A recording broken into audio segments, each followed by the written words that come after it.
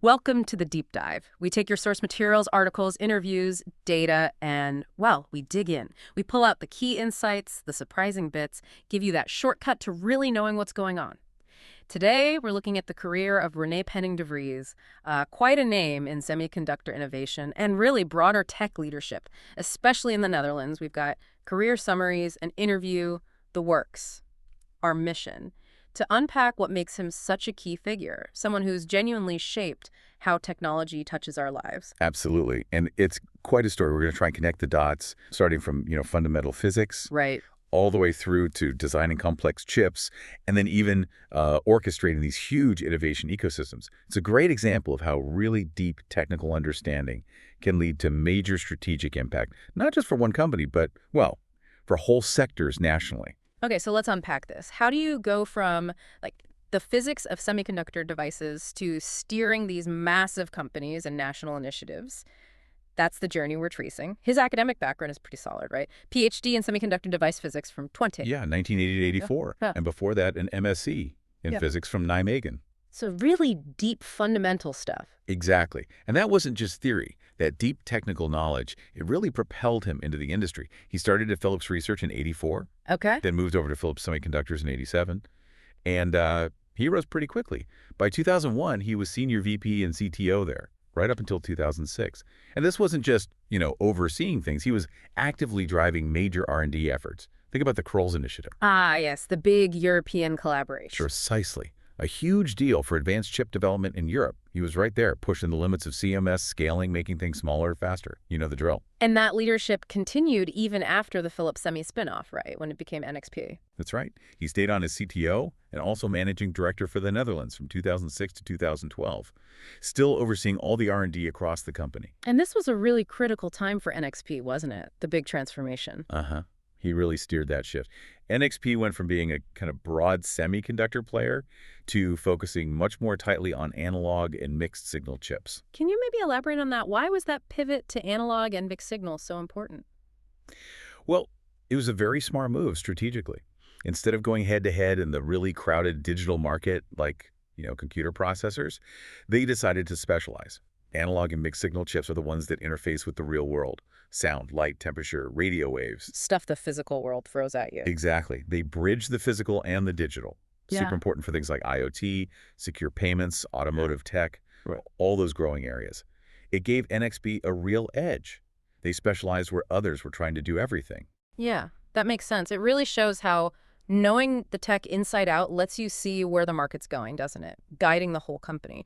There's this quote from a 2010 interview that really jumped out at me, especially thinking about the economy back then. Oh, yeah. He said something like, "You get innovation and differentiators only by investing in R&D." And he emphasized that even when you're in scrutinizing mode, cutting costs, you can't stop R&D because new products take, 6 to 8 quarters to develop? That feels bold for 2010 during a major downturn. I mean, convincing leadership to keep spending on R&D when everyone else is tightening their belts, that must have been tough. Oh, absolutely. It was very counterintuitive for a lot of companies then. Yeah. But his point was so crucial. He understood that R&D isn't linear. Short-term cuts cause long-term pain, maybe irreversible damage to your innovation pipeline. NXP's strategy really embodied this, that focus he pushed on improving the quality of life through these high-performance mixed-signal chips. That was the guiding star.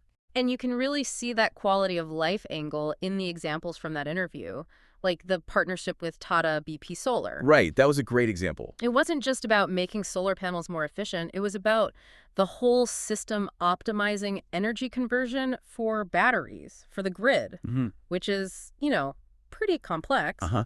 But the really clever part, I thought, was that solution for remote areas. The prepaid electricity cards. Exactly. It Yeah. basically lowered the barrier for local energy generation.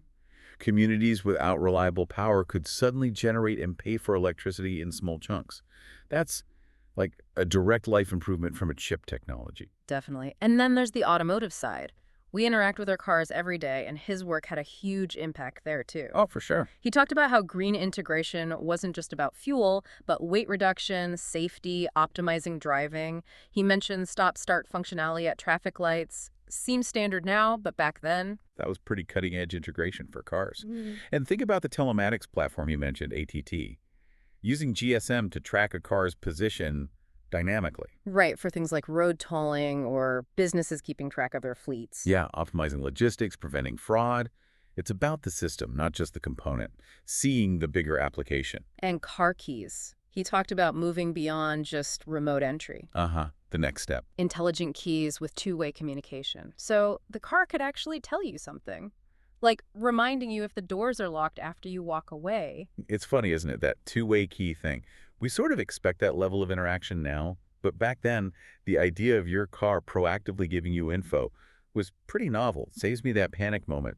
Did I lock it? Totally. And when you look back at those 2010 examples, solar, NFC, automotive stuff, so much of it is just normal tech today. It really makes you think, what seemed niche then is now part of your daily routine. It really is. And what about the global R&D picture? He mentioned the India Center specifically. Yeah, that evolution was interesting. He described it starting maybe 15 years before that interview, mostly as a, quote, low-cost software creation center. Pretty standard model back then. Right. But the key was the shift he oversaw. Yeah. He said it moved from just doing sort of basic IP, Intellectual property. like basic circuit blocks, to developing much higher level IP, more complex integrated functions, getting closer to actual product creation. It wasn't just about saving money anymore. It was about building a real innovation hub there. That Tata BP solar project designed for the Indian market was a perfect example of that shift.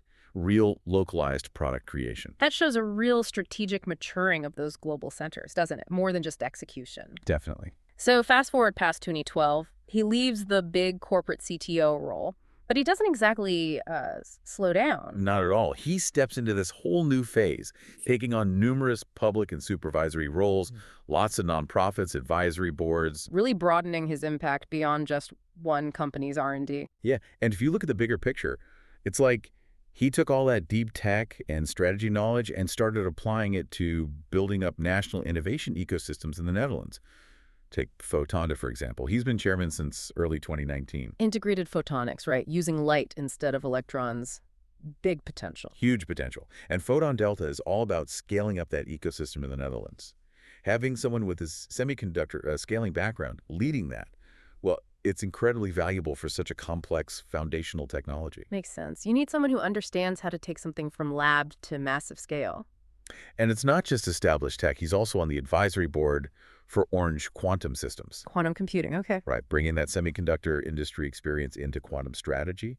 Quantum's still early days, relatively speaking, so having that kind of scaling insight is, again, super relevant.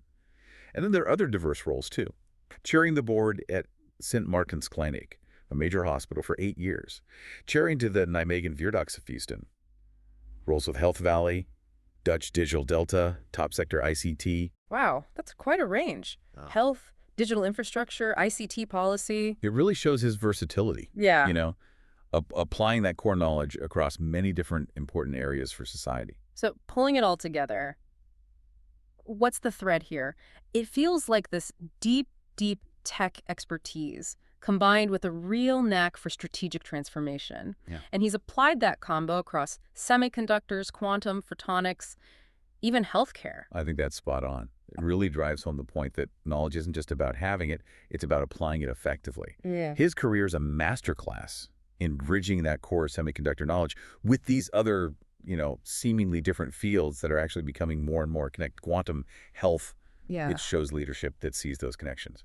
It really is an incredible arc, from the physics of silicon all the way to driving global innovation at NXP, and then pivoting again to shape these national ecosystems. Yeah, it really highlights the power of, one, investing consistently in R&D like he always advocated, and two, how that deep technical insight, when you pair it with strategic vision, can lead to really broad, impactful leadership, the kind that genuinely benefits society, often in ways you don't immediately see. So here's something to think about as you go about your day. How fields that seem totally separate, chip making, solar power, how safe your car is, even healthcare delivery are actually being woven together. Often by leaders like René Vries who can see those connections. It makes you wonder, doesn't it? What other hidden connections, what other interdependencies are shaping our future right now that we just haven't quite grasped yet?